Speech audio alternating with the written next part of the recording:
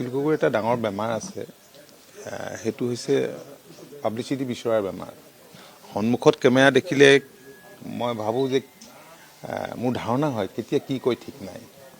আৰু এইটোতো সত্য যে অখিল গগৈ চাল পিষ্টাল লিডাৰ।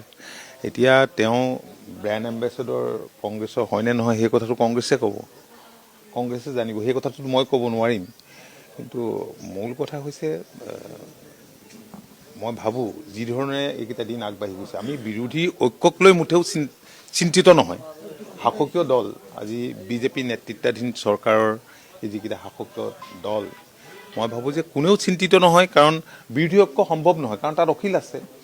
অখিল যিহেতু আছে বিৰোধী ঐক্য সম্ভৱ। আৰু মই ভাবোঁ যে নিৰ্বাচনৰ আগে আগে অখিল গগৈ খলনায়কত পৰিণত হ'ব, কাৰণ তেওঁৰ ৰাজনৈতিক স্থিতিটো কি সেই সময়ত জল পটকৈ ওলাই পৰিব। অখিল গগৈৰ এটা ডাঙৰ বেমাৰ আছে, সেইটো হৈছে পাব্লিচিটি বিচৰাৰ বেমাৰ। সন্মুখত কেমেৰা দেখিলে মই ভাবোঁ যে মোৰ ধাৰণা হয় কেতিয়া কি কয় ঠিক নাই। আৰু এইটোতো সত্য যে অখিল গগৈ চাল পিষ্টাল লিডাৰ। এতিয়া তেওঁ ব্ৰেণ্ড এম্বেচেডৰ কংগ্ৰেছৰ হয়নে নহয় সেই কথাটো কংগ্ৰেছে ক'ব, কংগ্ৰেছে জানিব, সেই কথাটো মই ক'ব নোৱাৰিম। কিন্তু মূল কথা হৈছে